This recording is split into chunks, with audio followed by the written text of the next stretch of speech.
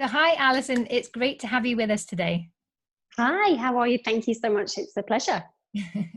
So I am really excited to speak with you because in my group and my clients are always asking about how can we have more balance between our business and our health. So I'm really looking forward to picking your brains around that area and seeing what your expert advice is for female entrepreneurs out there. But before we go into that, I'd really love if you could share your business journey with the group. Wow. Okay. So I'll try and bring it into a few nuggets in a nutshell.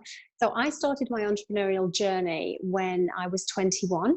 So I certified as a fitness instructor. Actually, I wasn't even a PT then, so I did my fitness classes.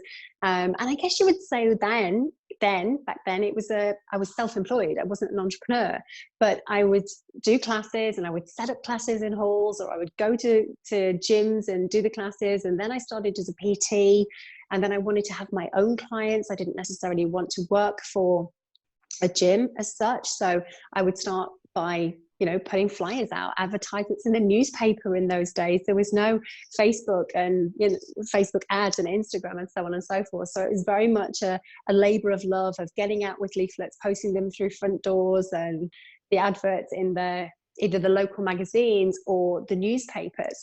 And then I grew my personal training business, and I was fully booked. And I also was a mum of two children, and then became a single mum of two children. So my business then needed to have huge amounts of structure. And it used to have to be, it was very much every waking hour of my day was planned in my diary, scheduled, and everybody knew exactly what they were doing. So I was very fortunate, you could say fortunate, that at that position as a single parent, I had to have an au pair. There was no other way around it, because I was at the gym at 6 o'clock. So my day would begin at 5 a.m. I would go to the gym. I would do two clients, 6 o'clock and a 7 o'clock client. I would whiz back home for the kids to be there for at least 30 minutes before they went to school, where the au pair would get them up. They would have breakfast. Everything was scheduled for the au pair. She knew exactly what she had to do. The kids knew exactly what they should do. Not necessarily that they did exactly what they should do, but that was the schedule. And then I would drop them at school, and then I would go back to my clients, start again, work from 9 right the way through till 3, get home, pick them up, make sure there was something healthy for dinner and snacks, get them sorted, do homework, make sure I was on target with my clients again, and then be back in the gym for maybe 6, 6:30, 7 o'clock in the evening until 8. So I might miss bed 3 nights a week, but it was all very scheduled. So one of those juggling things that I needed to have in place was that schedule, the schedule for the au pair, the schedule for my clients. I was everything. I was the accountant, the bookkeeper, the administrator, the program designer, the nutritional planner. I was everything for them, as well as doing that for my own kids as well. But I was also on the verge of burnout, because it was just go, go, go all the time. There was no me time. There was no downtime. My kids now are 18 and 13. So when they were little, they were, my youngest was 5 and, sorry, my eldest was 5 and my youngest was 3-4 days old when I became a single parent for the first time. So, and I went back to work 1 week after both of them were born, because at that time, there was no passive income. I hadn't created a streamline of passive income. So it was a case of, well, the mortgage needs to be paid. I've got now childcare to pay for. I need to make sure there's food on the table, but it was go, go, go. So me doing everything, that model was completely wrong and back to front, because there was no time or self-care for me. And I think for anybody who's starting in business or is in business now, you have to rewrite that frame. So there is definitely some time for you in there. And I think we get misled into thinking, well, it's my business. I can decide when I work. I don't have to do that time because that's not when I want to work. And that's fine if you've got the structure correct. But when you're first starting out and you want the clients and you start to earn more money, of course, then you want to earn more money, and then you want to earn more money, and you want to grow and grow and grow. But if you don't have any passive income streams, the only way that you work is your hour for money. You work an hour, you get paid. You work an hour, you get paid. So once you can start to balance it out and have passive income streams and really focus on your self-care and the importance of your rest, the importance of your sleep, the importance of moving, the importance of mindset, and the importance of nutrition. And I put nutrition here opposed to here, because if you haven't got all of these things, you can eat all the kale in the world, but if you're highly stressed, not sleeping, not moving your body, and not taking any self-care, this nutrition isn't going to be absorbed. But also, if you're eating crap, all of these things that are on the initial stages are going to be affected as well. Yeah, it's great advice. And when I started out in business, I really fell into that trap, and I wasn't necessarily trying to earn more and more money, but I was just trying to keep up with my clients. So I ended up, and my kids were very young too, so I was putting everything into my business, everything into my kids. My husband was traveling, so I was effectively a single parent for much of the time. Mm-hmm. And yeah, working till 2 o'clock in the morning just to keep up. And I was, I've kept that up for about 6-7 years. And then I started having adrenal fatigue, and it was a while before I really woke up to my position and had to take a step back and redesign everything. And now I've got my sort of a special daily template, and if anyone in the show wants a copy, then they can email me and I'll happily share it, where I've got mind, body and soul is right in the middle. So it's part of my to-do list. I have to do something for my mind to develop myself personally. I have to do something for my body, getting enough sleep, drinking enough water, moving, eating healthily, and something for my soul. So just something every day that's just for me, something that I really enjoy, even if it's watching Netflix or playing Candy Crush, whatever that may be. If it's something that I really enjoy and it's nourishing my soul, then that is fine. So I try and make sure I've put that right in the middle, so that I have to remind myself. And sometimes I think, well, I certainly need that constant reminder to focus on yourself as well, because if you don't function, neither does your business. No, and I think we get so focused on being resilient and constantly going to achieve the success that we forget that if we're not doing the body, mind and soul and the nourishment, that the success actually doesn't mean anything. I've seen it so many times with entrepreneurs who have literally burnt out. They say they're doing all the things and their morning rituals, and that morning ritual might just be a journal or meditation, but they're obviously needing more. They're either needing more sleep and more rest and going into a calmer state of mind, because if you can't switch off your mind from your business, you're not actually fully resting anyway.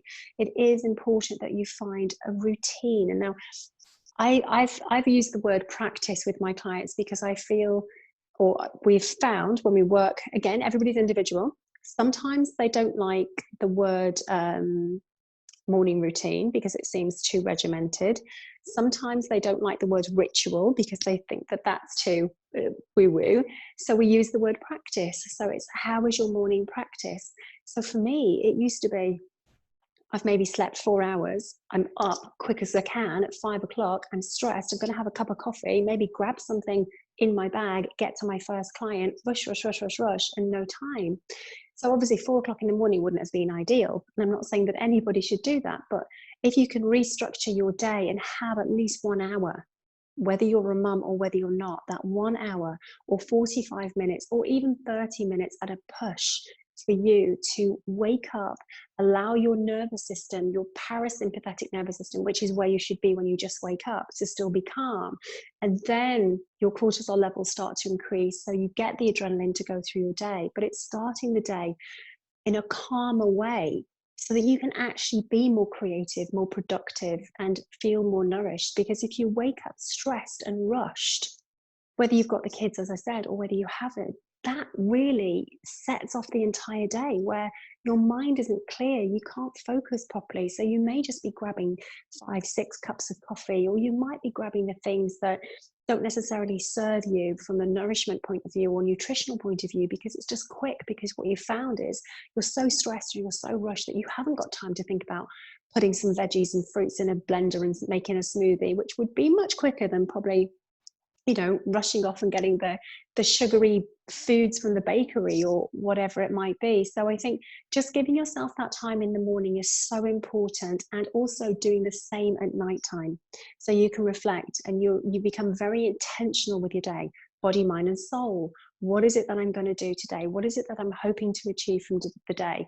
Not giving ourselves these endless to-do lists, which end up taking our time from doing anything for ourselves. That to-do list needs to calm down so that we can have the 30 minutes of mindfulness and connection, the 30 minutes somewhere in the middle, if not in the morning, to move your body and to exercise, to get outside and get some fresh air, the 30 minutes in the evening to wind your mind down, get off the blue lights, get off the laptops, the phones, and whatever it might be.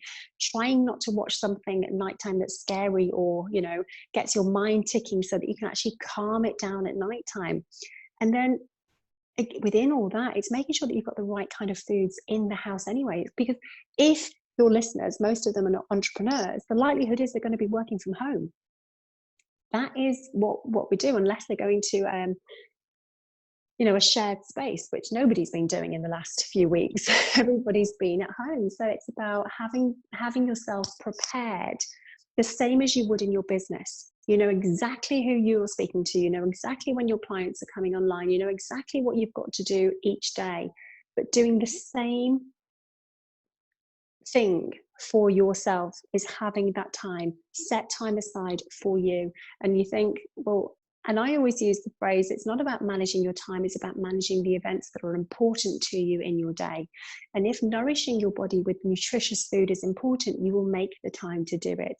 If moving your body so you start to naturally detoxify your body and your brain gets stimuli and you can tone and strengthen your body, if it's important enough to you, then you will manage the time to do it. If being in a calmer state of being is important to you, then you will find that 30 minutes through the day, and that's 1.5 hours. And I can guarantee that if we checked the screen time on our phones of how much time we spent on social media or just mindlessly scrolling, you could pull back even 3 hours of your day.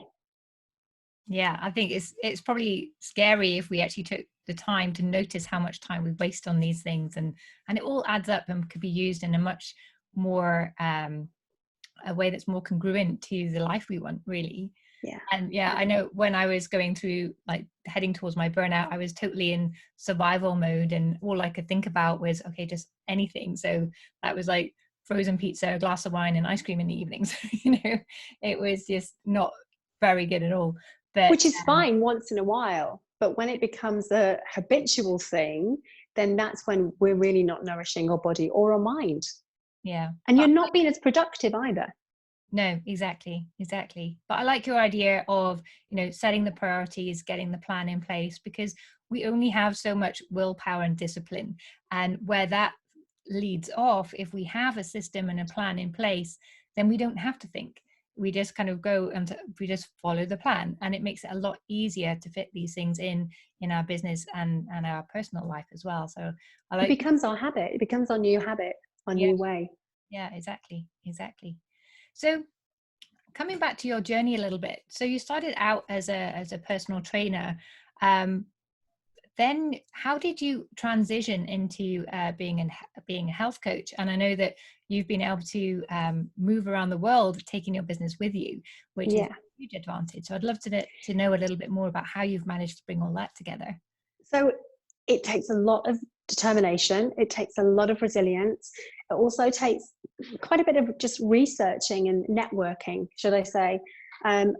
As a personal trainer, so I was in the UK, then I lived in the Isle of Man, so I had to start that up. Then I moved to Dubai, and it was a case of, right, let me go to the right gyms, let me see what it feels like and see who's hanging out there.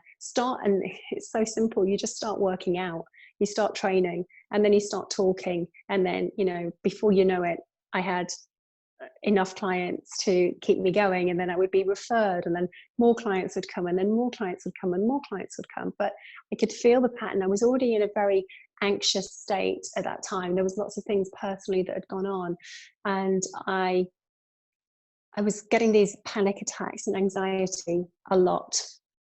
And unfortunately, one of those anxiety attacks caused vasovagal syncope, which is where your oxygen stops going to your brain. And I had a car accident. And when I woke up from the car accident, it was 2 weeks later after recovery. It was kind of an epiphany moment where I realized that actually I need to help women on a deeper level. It's not just about being in the gym and working out, because if you're just pushing your body, you've got adrenal fatigue, you've got high cortisol, you're actually disrupting your hormonal balance. You're actually disrupting homeostasis in your body. So I was like, right, okay, I need to be able to learn more, and I need to be able to help women on a deeper level. So that's when I started to study with the IIN, which is the Institute for Integrative Nutrition in New York. And I went through a whole year program with them about nutrition, about life coaching, about understanding all of the nourishment is not just food. It's about, like I said before, it's not what you eat, it's what you eat and absorb. And if you're eating that in a stress state, that's not going to help. But it was also the case of, well, if I've moved twice and been able to set up a business, that can take between 3 to 6 months to really establish. So you've got 3 to 6 months where you're kind of like, hey, how are the bills going to be paid? What am I going to do? You know, friends are inviting you out and you can't go because the clients are not coming in. So I wanted to be able to have something that I can open my laptop and have clients in the US or in France or in Spain or wherever it might be. And it was that journey into becoming a certified health coach and then going on to certifying other things that allowed me the freedom to do that. Nothing takes away that one-to-one when you're in person, but by doing that and making that transition, I spoke earlier on about creating a passive income and creating that you don't physically have to be there to be paid. So I've done courses when I've been in Thailand and logged on to teach clients. I was in the US last year and I was able to log on and work with my clients, which is amazing. And I can still do PT. I still have all of these other things that I can utilize in my health and wellness coaching, so that when you think about that freedom, yes, it's a laptop lifestyle, which laptop lifestyle is not as glamorous as people think. You know, it's about just being able to take your laptop with you wherever you're going and be able to serve the clients that you're so passionate about helping. Yeah, it's a great gift to be able to build your business that way. And I know I started out as doing the one-to-one coaching in person, but I very quickly moved that online because it just made me more efficient as well. I was able to serve people in a much better way. And you have the bonus, of course, with Zoom, you can record your consultations, which is, again, it's an added value piece for the client as well. So Totally. through my Because group, they can go back and watch it, you know, and see how they've progressed as well, which is really, really powerful these days, empowering. yeah, exactly. And so I actually find it not only just it's given me more freedom, because if I do travel, if we have the opportunity to, you know, in the summer I might go and visit my family for a few weeks in the UK, and I don't have to worry about it because my clients will come with me. Yeah. Laptop, you know, it's very empowering when you have other commitments that you want to go for, but it also, I say, it also makes sense, and it gives you more options as well, which is always good to have, because you never know what lies ahead. And like with the coronavirus situation right now, I mean, it's really, I think it's a good thing. It's prompting lots of people to think about their businesses differently, and to go back to their purpose and like, well, this is how I want to impact people and make the world better. How else can I do that? And there's always lots of great ideas, and you get to have a lot of growth personally as well as for your business within these moments of innovation, which is great. Totally. You know, I think because everything has changed, even before Corona, things were changing so much, you know, and it's very sad to see that businesses, like the industrial era, is gone. It is very much, we want to work on our terms. We want to be able to do what we want, when we want, how we want to, but in order to serve others. You know, when your business model is, okay, I'm only going to work Tuesday, Thursday, and maybe a Monday morning, and the rest of the time, I think as entrepreneurs as well, you get caught up in working in your business as opposed to on your business. And again, it's about having that structure and balance. There's no way that I would have a client on every day at higgledy-piggledy times of the day. I'm like, this is the times that are available. These are the times that you can book. These are the times that are not available for you. And mostly people are so understanding now, because your clients can also log on onto, you know, Zoom or whatever it might be on the other side, which is incredible to be able to do that, so that you can have more family structure as well. Yeah, I talk with my clients a lot about Stephen Covey's idea of having these quarterly rocks, where you have these are the things that are my priority, and these get done first, and then the little things can fill in around that. But if you don't set these priorities and have that bit of control in your business, then the little things take over, and you never make any progress on the big things, which is then where the kind of stress can come in again. So you've talked about the importance of having a morning routine and an evening routine, and finding these pockets of time that you can use to support your health. How is there any ways you can tell if your body is needing you to start working in a different way? Is there anything that, because I know when I didn't get to the full burnout, but I was definitely well on my way. I had the adrenal fatigue, but I was not listening to my body at all. And I'm sure there were warning signs for a long time before I woke up to them. Is there anything we should be really looking out for? Yeah. It's if you have the ability and you're feeling lethargic and you're feeling just not right, and you use the word congruent earlier, and it's if you're not feeling aligned within your body, you're just going through the flow, jump to the doctors and get some blood tests done. And the key factors to get tested are your thyroid, for one. Now, thyroid health is so important, because if you don't have a healthy thyroid, pretty much everything else is going to be sluggish within your body. But you do need to be very careful of the tests that you ask for, because they can come back negative, and sometimes, quite often, they can be positive, that you need to work. There's so many different areas of thyroid. It's a difficult one, but speak to your practitioner about that. B12, B6, B2, all of the Bs, not just one B. There's so many different Bs that we have. Check the B levels, and check things like if the thyroid is off, selenium. If you're selenium deficient, that could be a big thing. And vitamin D. To be honest, in the worldwide, even when I lived in Dubai, a high percentage of people who are vitamin D deficient, and vitamin D deficiency can affect everything. It affects your fatigue, it affects the way that our liver, our kidneys, our stomach, everything is able to be absorbed and digested. So vitamin D, the likelihood is when you go to a practitioner, they will tell you already that you're vitamin D deficient anyway. So if I could suggest one thing, it would be get a vitamin D supplement regardless, because we don't go out as much as we possibly should do these days. I go out every day because that's in my plan. I have to be out. I have to have that outside external factor. It could also be that you're just maybe have something within your gut that's not functioning properly. If you are feeling that lethargy, if you have been prone to, perhaps go to pizza, ice cream, and wine too frequently, there could be something in your gut that's just going, do you know what, I can't work as optimally as I need to here. There's something that you keep putting into me that's making me tired.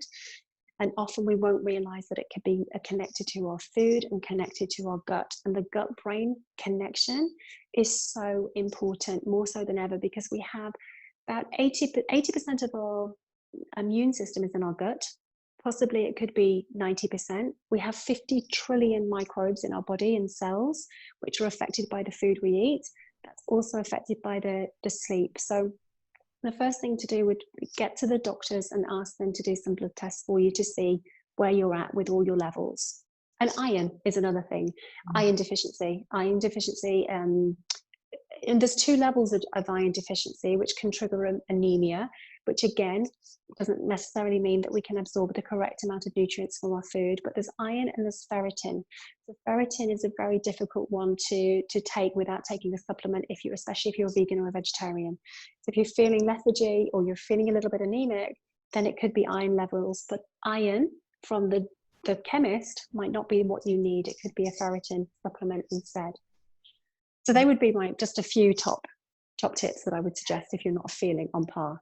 Great advice. And and the other thing would be, if you're not getting outside, if you are not getting outside and you're not moving your body and not connecting to fresh air and you're stuck in the four walls, you might be exercising, but if you're in the house and you're not getting that fresh air, that can also just really suppress your immune system and really suppress your mental health.